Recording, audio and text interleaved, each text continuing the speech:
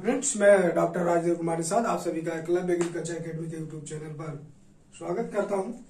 जैसा कि आपको पता है, हम आपको इस समय एक्सटेंशन एजुकेशन के संबंध में वीडियो एक तरफ से एक्सटेंशन एजुकेशन का दिया जा रहा, तो दूसरी साइड से आपको सॉइल साइंस के वीडियो आपको मिल रहे हैं। ये एक 1 बाय 1 करके अपलोड किए जा रहे हैं, आप उसको देख रहे हैं।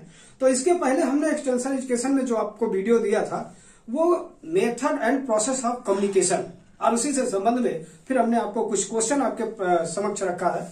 उसके बाद जो अगला चैप्टर इसमें हमने लिया है या है आपके सिलेबस के अकॉर्डिंग है, वो है ऑडियो विजुअल एड्स। तो ये ऑडियो विजुअल एड का भी बहुत बड़ी भूमिका है आपकी इस चैप्टर में भी और वर्तमान की इस दुनिया के लिए भी। तो इसमें सारी चीजों को हम लोग समझने का प्रयास करेंगे कि ऑडियो एड क्या है, विजुअल एड क्या है, ऑडियो विजुअल एड क्या है, ये कितने तरह के होते हैं, इनको कैसे क्लासिफाई किया गया है और उनमें से क्या है, कौन प्रोजेक्टेड है, कौन सा नॉन प्रोजेक्टेड है, इन सारी बातों का पूरा हम लोग जो है इस पे आज चर्चा करेंगे। तो चर्चा शुरू करने से पहले हम आप लोग से अनुरोध करेंगे, क्योंकि पुनः एक बार शिक्षण प्रशिक्षण ऑफलाइन ऑफ हो चुका है, बंद कर दिया जा चुका है, तो इसलिए यही एक मोड बचा है जिससे हम लोग एक दूसरे से जुड़ सके।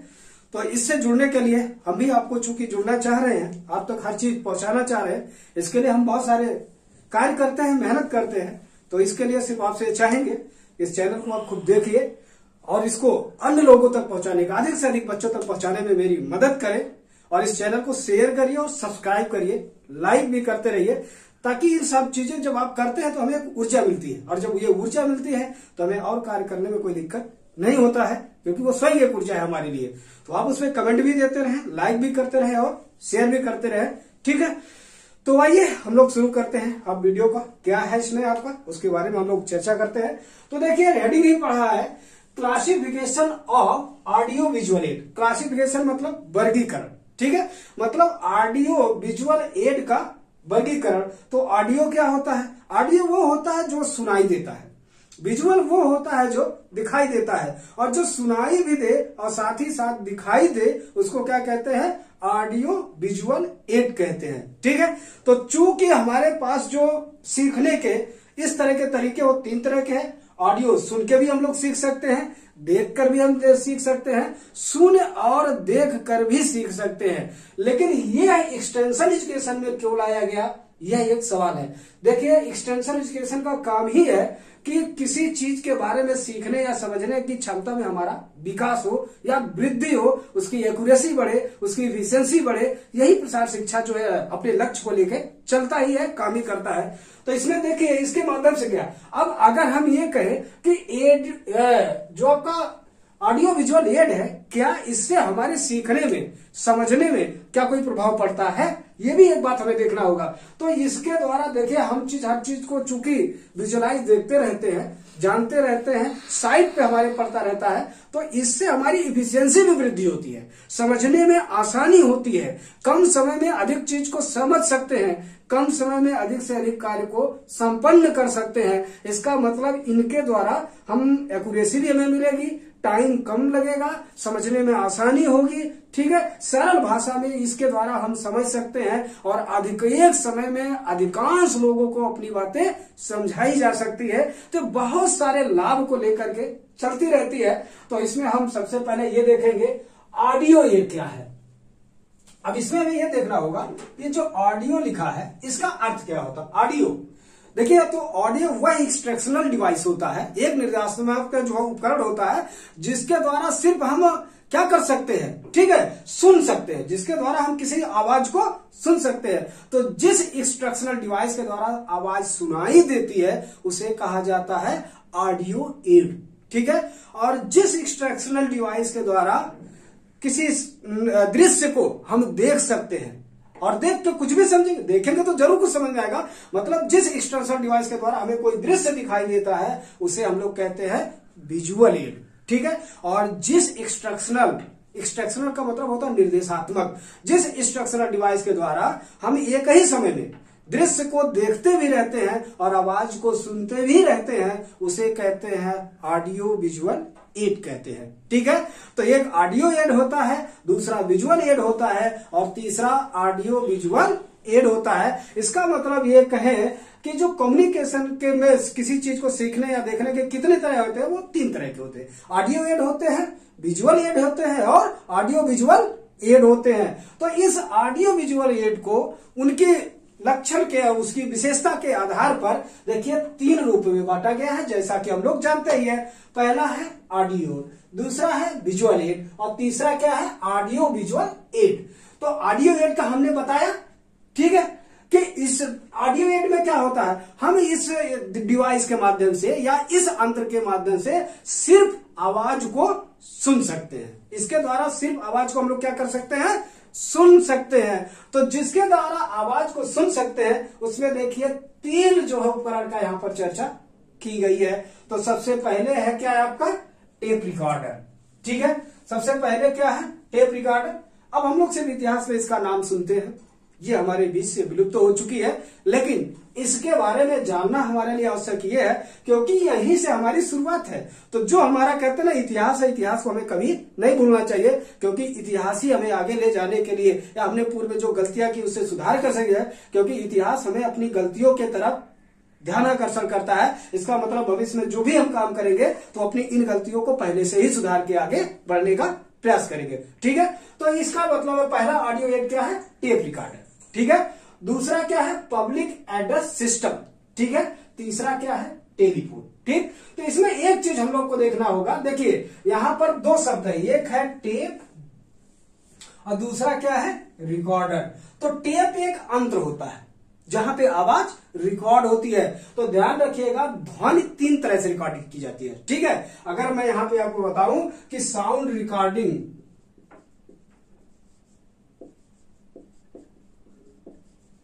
तो साउंड रिकॉर्डिंग जो होती है वो 3 तरह की होती है, ठीक है, ध्यान रखिएगा। तो एक तो आपने जो टेप रिकॉर्डिंग होता है, जो टेप रिकॉर्डिंग होता है, जानते कौन सी प्रोसेस होती है इसमें होती है मैग्नेटिक प्रोसेस।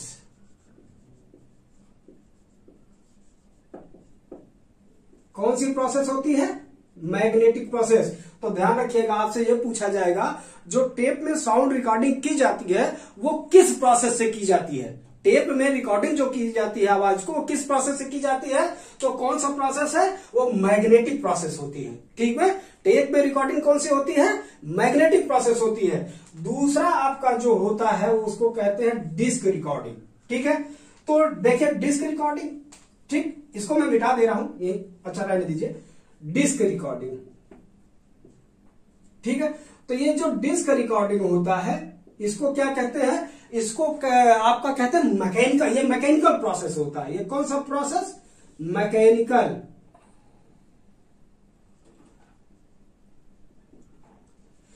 तो ये जो डिस्क रिकॉर्डिंग होती है किस प्रोसेस से होती है, मैकेनिकल। अब डिस्क क्या होता है, अरे भाई जो डीवीडी है, ठीक है, ये डीवीडी है, सीडी है, कौन सी है, ये डिस्क रिकॉर्डिंग है, ठीक है। डीवीडी सीडी क्या है, ये डिस्क रिकॉर्डिंग। इसके पहले भी माइक में जब आता था हम लोगों तो उसमें एक गोल गोल वो चलता था, उसमें भी यही काम होता था। लेकिन वर्तमान में हम सीडी डीवीडी जानते हैं, तो जो सीडी डीवीडी का रिकॉर्डिंग है वो मैकेनिकल प्रोसेस से होता है। डिस्क रिकॉर्डिंग किससे होता था, मैकेनिकल प्रोसेस के द्वारा, ठीक है। तीसरा होता है आपका जो मोशन पिक्चर रिकॉर्डिंग, ठीक है, या वीडियो रिकॉर्डिंग जिसको आप लोग कहते हैं। तीसरा क्या होगा, वीडियो रिकॉर्डिंग। तो ये जो वीडियो रिकॉर्डिंग होता है ये क्या होता है, ये वीडियो रिकॉर्डिंग जो होता है आपका ऑप्टिकल प्रोसेस से होता है। किससे होता है, ऑप्टिकल प्रोसेस।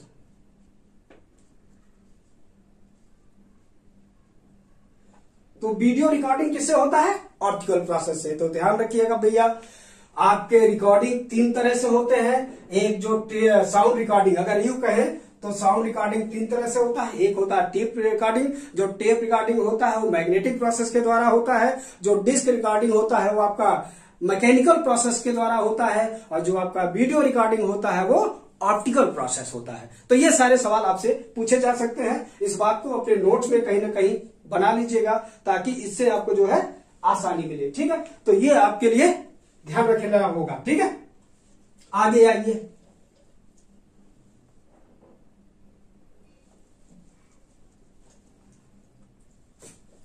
आगे देखिए लिखा है आगे जो लिखा है आपका दूसरा नंबर पर, वो लिखा है पब्लिक एड्रेस सिस्टम। क्या है? Public address system.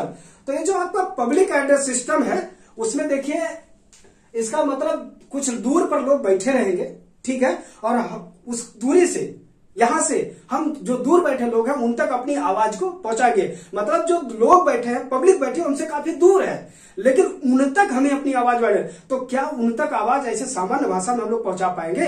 क्योंकि इतनी आवाज में हमारी लाउडिंग नहीं होती है, इतनी एक्यूरेसी नहीं होती है, या इंटेंसिटी, तीव्रता नहीं होगी कि दूर बैठे हुए लोगों तक हम अपनी आवाज को स्पष्ट और सही रूप में पहुंचा पाए। तो जब ऐसा नहीं कर पाते हैं तो इसमें होता क्या, पब्लिक एड्रेस सिस्टम में 3 चीज आ जाती है। आपका आता है क्या?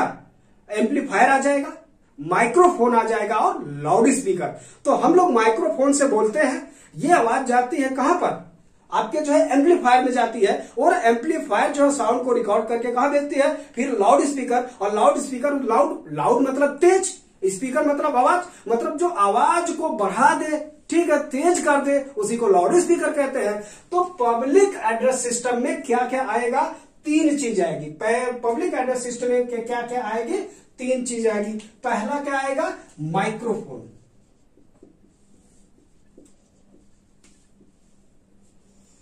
पहला क्या आएगा? माइक्रोफोन। दूसरा क्या आएगा इसमें? एम्पलीफायर। दूसरा क्या आएगा? एम्पलीफायर, ठीक है। और चौथा, तीसरा क्या आएगा इसमें? तीसरा जो आएगा आपका इसमें जो है लाउड स्पीकर।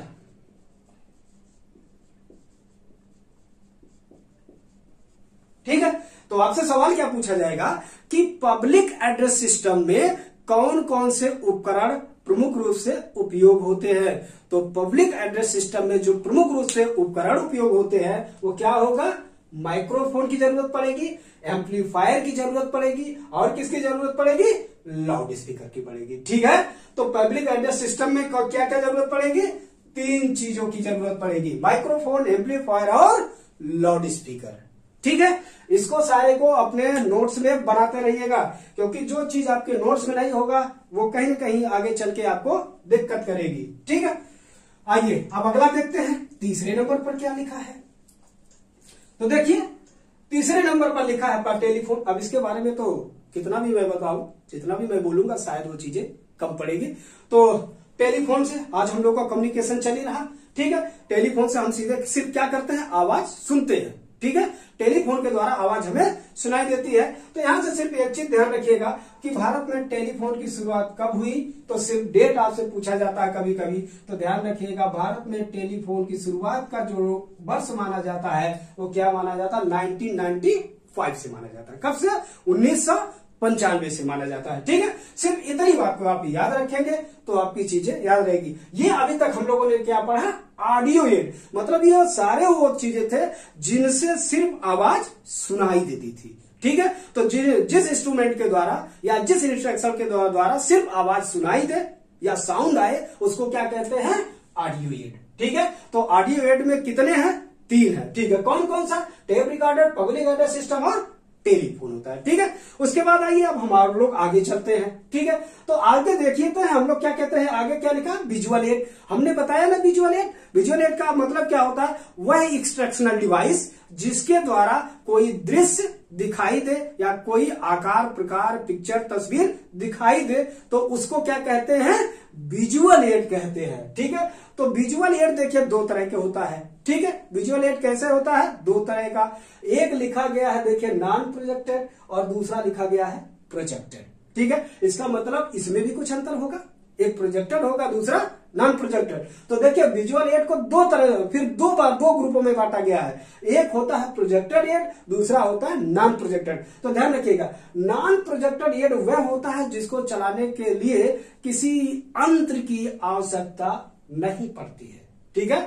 मतलब इस पे अगर हमें कार्य करना होगा तो किसी अन्य उपकरण का सहयोग लेने की जरूरत नहीं पड़ेगी। लेकिन जब इस पे काम किया जाएगा प्रोजेक्टेड पे, तो इस पर किसी अन्य उपकरण की हमें मदद लेने की जरूरत पड़ेगी। इसका मतलब है जो उपकरण किसी अन्य उपकरण की मदद से जो है परफॉर्म करते हैं उनको प्रोजेक्टेड करते हैं, और जिस उपकरण को कार्य करने के लिए किसी अन्य उपकरण की जरूरत नहीं पड़ती है उसको नॉन प्रोजेक्टेड कहते हैं। ठीक है, तो यहां पर एक है नॉन प्रोजेक्टेड, दूसरा है प्रोजेक्टेड। ठीक है, तो आइए हम लोग इसमें एक एक के बारे में देखने का प्रयास करते हैं। तो सबसे पहले लिखा ही है नॉन प्रोजेक्टेड, तो देखते हैं नॉन प्रोजेक्टेड में जो पहला है वो क्या क्या है। ठीक है, तो उसको हम लोग देखते हैं क्या है। ठीक है, तो नॉन प्रोजेक्टेड में आपको देखिए सबसे पहले क्या लिखा है, चाकबोर्ड। अब इसके बारे में क्या है, हमें लगता है जो आधुनिक शिक्षा की हम लोगों की शुरुआत हुई है वो इसी के साथ हुई है। ठीक है, क्योंकि पहले लोग कहते थे भोजपत्र में लिखते या याद करते थे, वो हमें नहीं पता। लेकिन जहां से हम लोगों ने लिखना शुरू किया, आधुनिक शिक्षा प्रणाली जब हम लोगों ने अपनाया और जहां से हम लोगों ने लिखना पढ़ना शुरू किया, उसकी शुरुआत शायद यही से होती है। ठीक है, तो जब इसकी शुरुआत यहीं से होती है तो इसका मतलब ध्यान रखिएगा, ओल्डेस्ट इंस्ट्रूमेंट, जो सबसे पुराना लिखने पढ़ने का जो यंत्र आया, उपकरण आया, वो क्या रहा, चाकबोर्ड आया।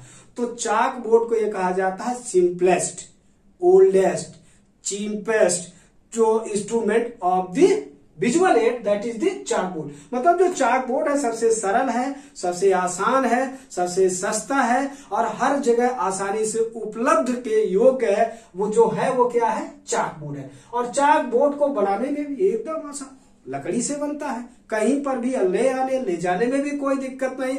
तो साफ साफ आपसे सवाल पूछता है कि in the following which is the simplest visual add, मतलब निम्नलिखित में से दिए गए में सबसे आसान विजुअल एड क्या है या सबसे सस्ता विजुअल एड क्या होगा। तो शायद सबसे सस्ता हो, सबसे आसान हो या एक स्थान से दूसरे स्थान पर ले जाने के योग्य हो, वो जो होगा वो क्या होगा, चाकबोर्ड होगा।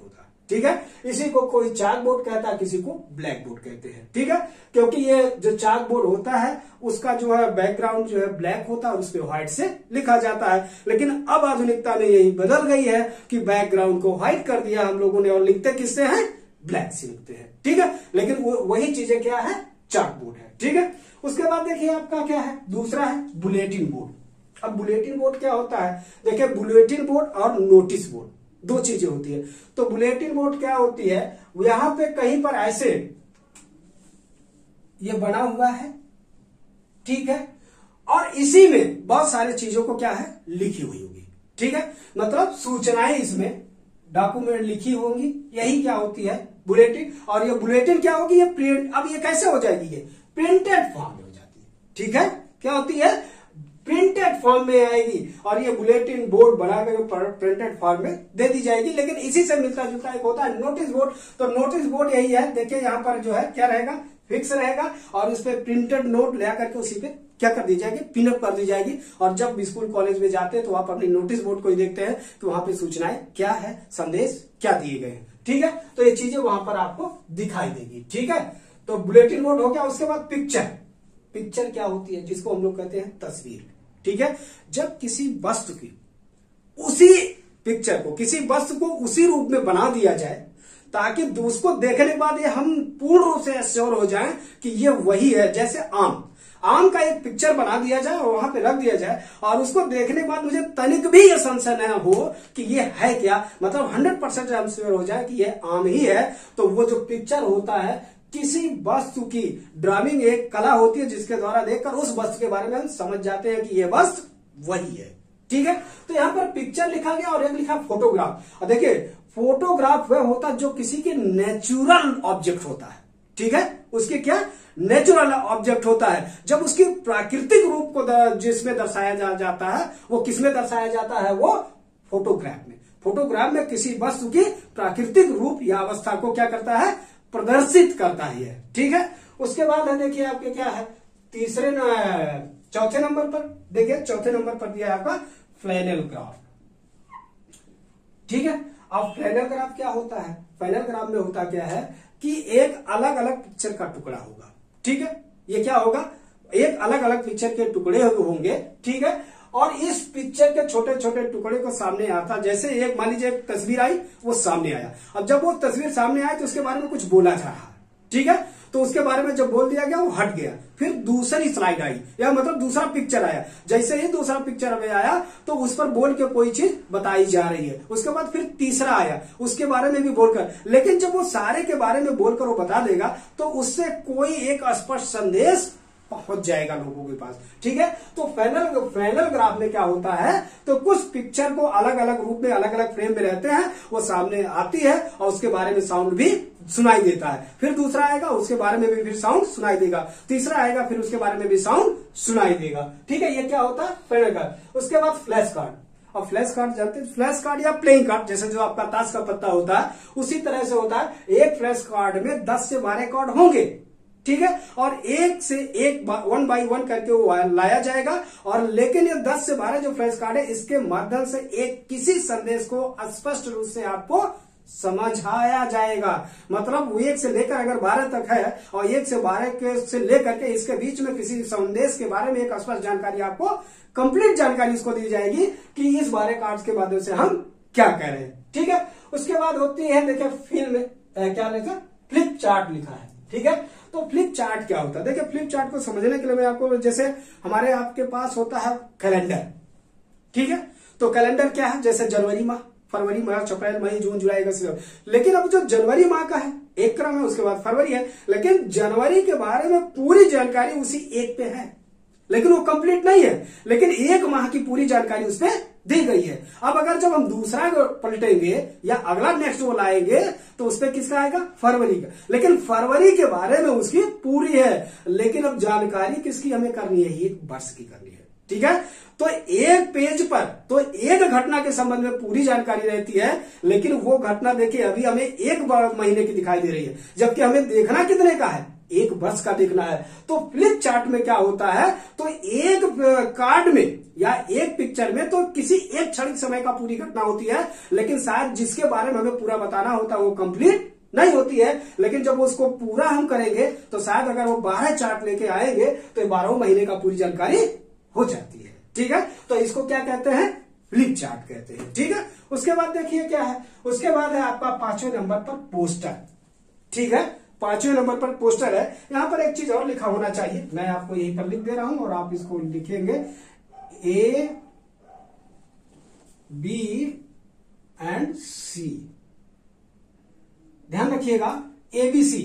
ठीक है, पोस्टर के बारे में ABC का बड़ा महत्व होता है।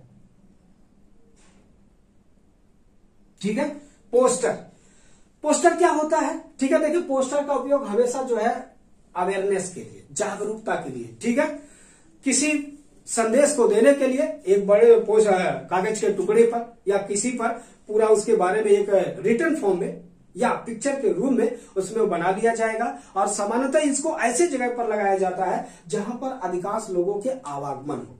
ठीक है, जहां पर अधिक से अधिक लोगों में आवागमन हो। ठीक है, तो उस पोस्टर के बारे में आपसे एक सवाल पूछता है कि पोस्टर के संबंध में ABC का अर्थ है, पोस्टर के संबंध में ABC का अर्थ है। तो पोस्टर के संबंध में ABC का अर्थ क्या है, तो ध्यान रखिएगा, A का मतलब होता है एक्यूरेसी, B का मतलब होता है ब्रीफ और C का मतलब क्या होता है आपका करेक्टनेस। ठीक है, C का मतलब क्या होता है करेक्टनेस। ठीक है, या क्लियरिटी इसको कहते हैं। ठीक है, आप उसको करेक्टनेस ना कहिएगा, आप उसको कहिएगा क्लियर। ठीक है, एक्यूरेसी, ब्रीफ और क्लियर, इस शब्द को अगर आप ध्यान रखेंगे शायद ये ज्यादा बेस्ट होगा। ठीक है, एक्यूरेसी, ब्रीफ और क्लियर। तो पोस्टर के संबंध में ये ABC का बार बार आपको बात आएगा। ठीक है, तो ये था आपका पोस्टर। ठीक है, तो देखिए एक बात पुनः मैं आपसे ये चाहूंगा कि भैया इस चैनल पर आप बन रहे हैं, देख रहे हैं, तो इसको अपने अधिक से अधिक मित्रों तक पहुंचाने में बिल्कुल कोताही ना करिए।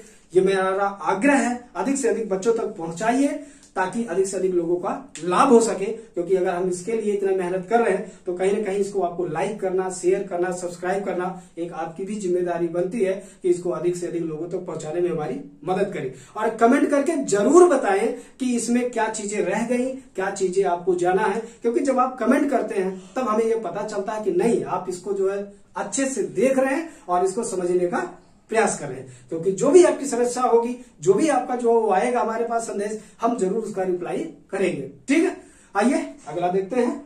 ठीक है, अगला क्या है, अब आपका पोस्टर के बाद है देखिए आपका स्पेसिमन। तो स्पेसिमन को क्या कहते हैं,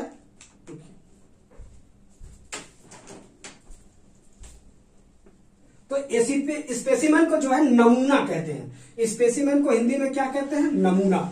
अब नमूना क्या होता है, देखिए नमूना समझने के लिए हम लोग थोड़ा सा अगर अपने ऊपर ध्यान दें तो जब हम लोग कभी बाजार में जाते हैं, मार्केट में जाते हैं, सामान्यतः जैसे हम लोगों को चावल लेना है या हम लोग को दाल लेना है, तो हम लोग जाते हैं मार्केट में तो कहता है कि चावल दीजिए दुकानदार से, तो वो कहता है कि अब कौन सा, तो कहता है क्या कौन सा, तो वो बताता है कि हमारे पास 40 वाला है, 60 वाला है, 80 वाला है, 20 वाला भी है। तो आप कहते हैं अच्छा 40 वाला दिखाइए।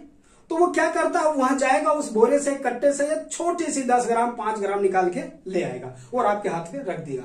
आप वो 1 कुंटल का बोरा है, 50 केजी का बोरा है, उसमें से आपको 10 ग्राम उसने आपको दिया और हाथ पे ले करके आप उसका थोड़ा सा निरीक्षण करते हैं, आप उसको समझ जाते हैं कि इस चावल को लेना है या चावल को नहीं लेना है, क्योंकि आप उसकी वही छोटी सी इकाई को देखकर क्या करते हैं, उस पूरे बोरे में 1 कुंटल 100 कुंटल जो भी भरा है उसके बारे में पूर्ण कल्पना करके संतुष्ट हो जाते हैं कि अगर ये जो 4-10 चावल है इसी रूप में वो सारे चावल होंगे।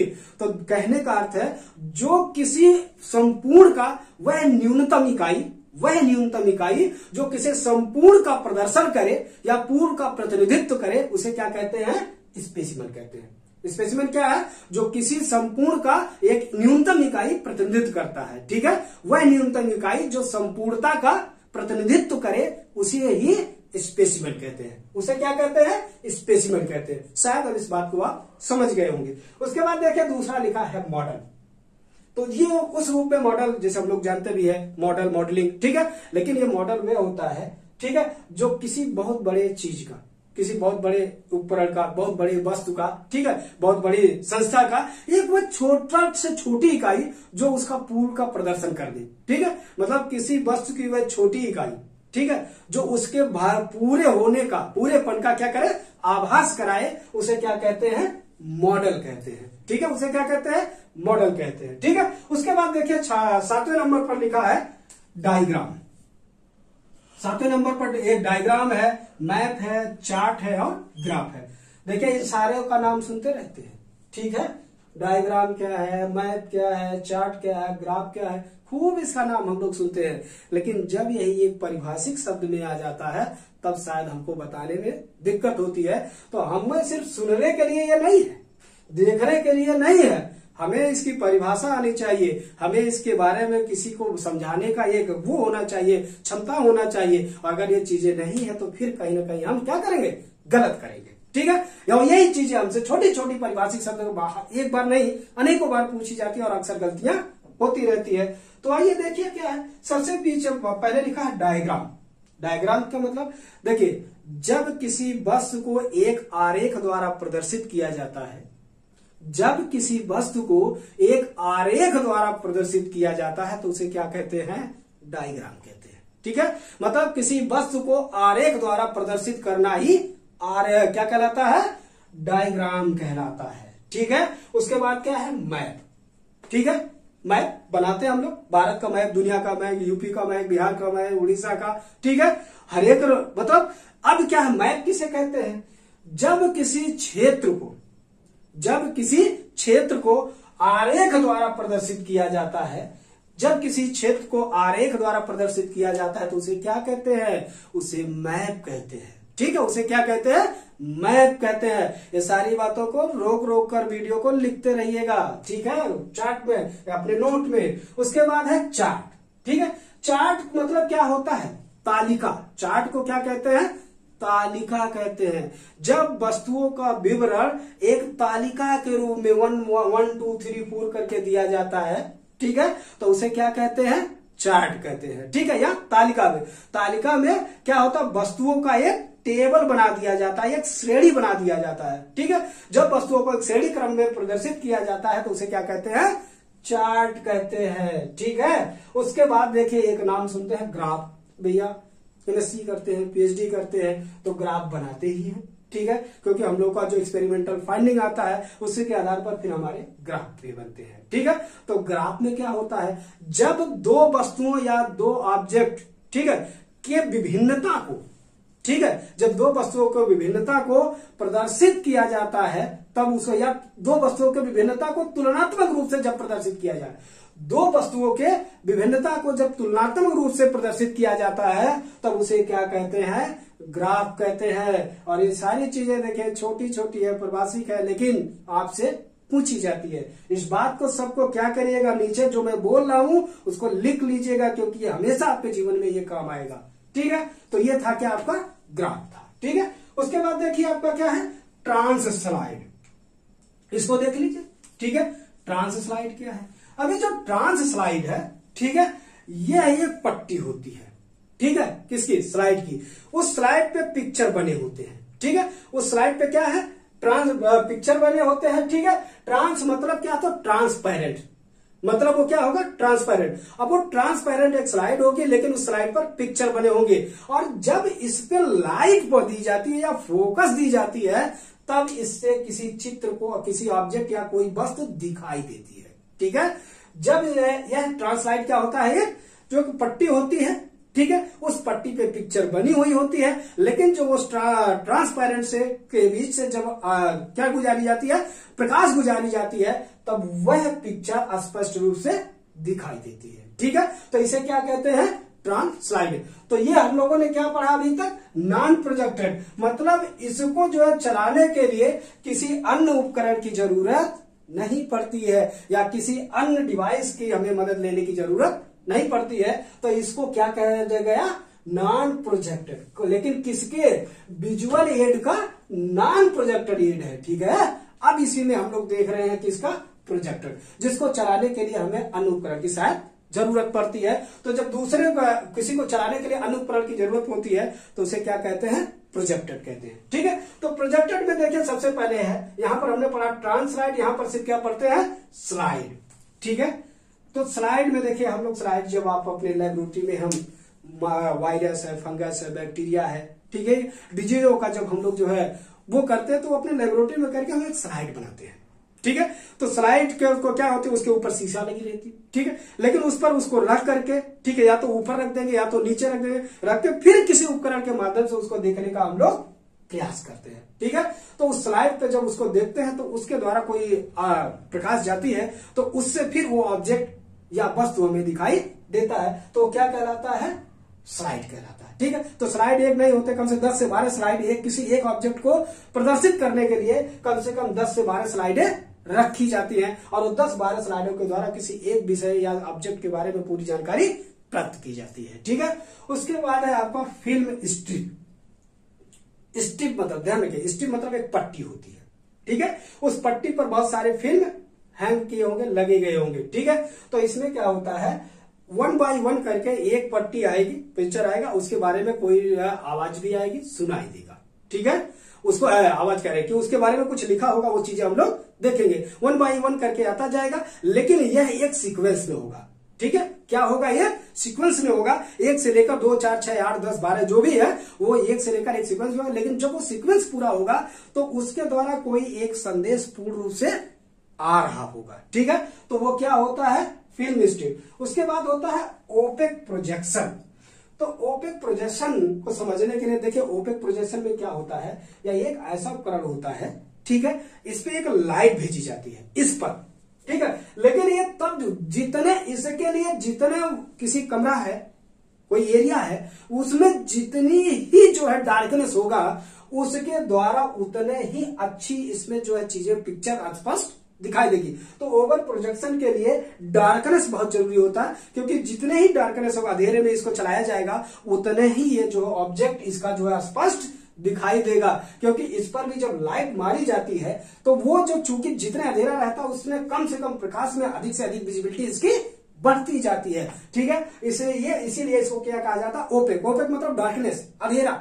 जो चीजें अंधेरे में प्रदर्शित की जाए, उसी को क्या कही जाती है, ओपेक प्रोजेक्शन की जाती है। ठीक है, या कही जाती है। उसके बाद होता है, देखिए एक आपका लिखा है चौथा नंबर पर इसमें, ओवरहेड प्रोजेक्शन। ओवर मतलब ऊपर, हेड मतलब किसके, सर के।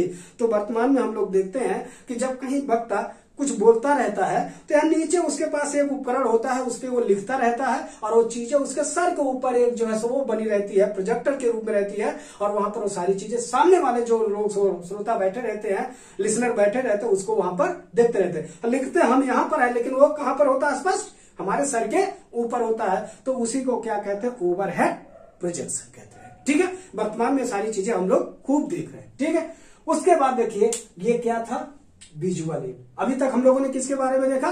दो के बारे में देख लिया। एक तो हम लोगों ने ऑडियो एड के बारे में देख लिया, दूसरा किसके बारे में? विजुअल एड के बारे में देख। तो जो विजुअल एड देखा वो हमने दो तरह के देखा, एक नॉन प्रोजेक्टेड विजुअल एड, दूसरा प्रोजेक्टेड विजुअल एड। ठीक है, तो अब तीसरा जो है हमारा वो क्या है? ऑडियो विजुअल एड है। ठीक है, क्या है? ऑडियो विजुअल एड है। ऑडियो विजुअल एड का मतलब क्या होता है? वह इंस्ट्रक्शनल डिवाइस जिसके से एक ही समय में पिक्चर भी दिखाई दे और आवाज भी सुनाई दे। ठीक है, जब आवाज और पिक्चर दोनों साथ साथ जो है सुनाई और दिखाई दे, जिस यंत्र के द्वारा आवाज और पिक्चर दोनों साथ ही साथ जो है सुनाई और दिखाई देते हैं, उसको क्या कहते हैं? ऑडियो विजुअल एड कहते हैं। ठीक है, तो ऑडियो विजुअल एड में देखिए क्या क्या है। ये भी दो तरह का होता है, एक नॉन प्रोजेक्टेड होता है और दूसरा प्रोजेक्टेड होता है। तो नॉन प्रोजेक्टेड में क्या है आपका? तीन चीजें लिखी गई है, puppet show, drama, puppet show और टॉकिंग ड्रामा। ठीक है, प्रोजेक्टेड में क्या है? दो है, मोशन पिक्चर और वीडियो। ठीक है, तो देखिए ऑडियो विजुअल एड है। तो भाई देखिए, फिर हम आपसे एक बार आग्रह करेंगे, भाई चैनल पे आप सारे लोग हैं, देख रहे हैं, आप लोगों से मेरी रिक्वेस्ट है कि आप इस चैनल को अधिक से अधिक शेयर करें, लाइक करें, सब्सक्राइब करें, और जितने भी आपके दोस्त हैं, मित्र हैं, वो भी पढ़ रहे हैं, नहीं आपसे दूर हैं, नहीं आपसे जुड़ पा रहे हैं, लेकिन अगर आप लोग चाहेंगे तो बहुत सारे बच्चों तक ये सारी बातें पहुंच जाएगी। और हम ये अपेक्षा भी करते हैं कि आप लोग इसको अधिक से अधिक लोगों तक पहुंचाने में मेरी मदद भी करेंगे। और जो चीजें आपको समझ में न आए, पुनः मैं आपसे कह रहा हूं कि आप अपने कमेंट के माध्यम से हमें बताने का प्रयास करिएगा, ताकि आगे कोई दिक्कत हो तो हम इसके बारे में आपको स्पष्टीकरण दे सके। ठीक है, तो आइए देखिए ऑडियो विजुअल एड। अब ऑडियो विजुअल एड में क्या है? सबसे नॉन प्रोजेक्टेड में क्या है? ड्रामा है। सबसे पहले क्या है? ड्रामा है। अब ड्रामा क्या है? बहुत सारी चीजें लोग ड्रामा करते रहते हैं, लेकिन हमें क्या जानना है? ड्रामा वह होता है, देखिए, किसी विषय के संबंध में एक कलात्मक ढंग से, ठीक है, क्रिया विधि को कर को दिखाने को ही क्या होता है? कहते हैं ड्रामा। लेकिन ड्रामा में जो कुछ भी हमें दिखाना है, ठीक है, ठीक, उसके पहले हम उसका रिहर्सल करते हैं। ठीक है, ड्रामा में एक शब्द आता है रिहर्सल। ठीक है, तो ड्रामा तब किया जा सकता है जब उस कार्य को करने के लिए उसके पहले हम लोग क्या किए हैं? रिहर्सल। तो ड्रामा बिना रिहर्सल के नहीं होता है। ठीक है, तो ड्रामा क्या कब होता है? पहले रिहर्सल किया जाता है, उसके बाद ड्रामा की जाती है। तो उसके देखिए ड्रामा है, दूसरा पपेट शो। तो देखिए पपेट शो में क्या होता है? आप गुड्डा गुड़िया, ठीक है, देखिए बहुत सारे मेले में जाते हैं, आप गुड्डा गुड़िया का खेल देखते हैं, तो इनके माध्यम से क्या होती है? जागरूकता अभियान चलाई जाती है। ठीक है, पपेट शो किसके लिए उपयोग किया जाता है? अवेयरनेस के लिए उपयोग किया जाता है। ठीक है, पपेट शो का में ध्यान रखिएगा, इस पे कमांडिंग किसी अन्य का होता है। ठीक है, कोई थर्ड पर्सन इस पे कमांड करके जैसा उसको कमांड देता है, वो गुड्डे गुड़िया उसी तरह की एक्टिविटी को परफॉर्म करते हैं। तो साफ साफ सवाल ये पूछा जाता है कि पपेट शो का उपयोग होता है, तो पपेट शो का उपयोग किसके लिए होता है? जनरल अवेयरनेस, सामान्य जो है जागरूकता के लिए किया जाता है। उसके बाद टॉकिंग डॉल, ठीक है, तो टॉकिंग डॉल भी आप देखते हैं ना, अवेयरनेस के लिए होता है। कहीं मेले वाले में जाते हैं तो गुड्डे गुड़िया रहती है, वो चलते भी रहते हैं और उनसे आवाज भी आती रहती है। लेकिन वो आवाज कैसे? जैसे वर्तमान में कोरोना चला, ठीक है, तो हो सकता है रेलवे स्टेशन पर, रोडवेज पर, अन्य कहीं कचहरी में, अन्य पब्लिक कहीं जो है स्थानों पर ये लोगों को लगाया जाता है और एक समाज में एक जागरूकता फैलाने का कार्य करते हैं। वो ये क्या करेंगे? आज कोरोना का बताएंगे कि मुंह पे मास्क लगाया रहना चाहिए, ठीक है, 2 गज की दूरी बनाए रहना चाहिए, ठीक है, तमाम बातें इस तरह की वो लेके अपना आएंगे और आपको सुनेंगे। तो क्योंकि जब जो चीजें कोई सुनाई जाती है तो कहीं ना कहीं कोई संदेश हमारे जो है सेंसरी ऑर्गन पर पड़ता है, तो कहीं ना कहीं वो हमें प्रभावित करता है। तो ये टॉकिंग डॉल है। ठीक है, उसके बाद देखिए प्रोजेक्टेड में है आपका भैया एक मोशन पिक्चर। तो मोशन पिक्चर को कहते हैं चलचित्र। मोशन पिक्चर को क्या कहते हैं? चलचित्र। तो चलचित्र में ध्यान रखिएगा, अब इसमें क्या मैं बताऊंगा आपको सब पता है। ठीक है, जो आपका मोशन पिक्चर है चलचित्र, ठीक, वो यही होता है। ठीक है, वर्तमान में आप इसको देख रहे हैं, ठीक, सिनेमा। ठीक, उसके बाद है आपका वीडियो। वीडियो क्या है? ये भी पहले से ही किसी एक्टिविटी को करने से पहले सब लोग क्या करते हैं? उसके बारे में पूरा रिहर्सल कर लेते हैं और रिहर्सल करने के बाद इंस्ट्रूमेंट की सहायता से उसको क्या करते हैं? परफॉर्म करते हैं। लेकिन इसमें क्या होता है? जिस समय हम शारीरिक एक्टिविटी को करते हैं, कोई पिक्चर दिखाते हैं, बोलते हैं, उसी समय उसके संबंध में ध्वनि भी आती रहती है। मतलब एक ही समय में इसमें पिक्चर भी दिखाई देगा और उसके संबंध में आवाज भी आएगी। ये दोनों की विशेषता यही है। ठीक है, तो ये क्या था आपका अभी तक? ये हमने आपको बताया पूरा classification of audio visual add. अब इसके अगले स्लाइड में जब हम आपको बताएंगे तो बहुत सारे क्वेश्चन सॉल्व करा देंगे। इससे संबंधित जो ऑनलाइन क्वेश्चन है वो भी हम आपको करा देंगे। तो इसको हमें पूरा भरोसा है, आप इसको पूरा देखेंगे और अपना नोट्स बनाएंगे और नोट्स बना करके इसको अपने कॉपी में लग करके बाहर फिर भी कोई क्वेश्चन अगर होगा तो आप इसको हमारे तक पहुंचाइएगा। तो अब हम आपको इसको यहीं छोड़े जाते हैं, तब तक आप देखते रहिए, एंजॉय करिए। जय हिंद।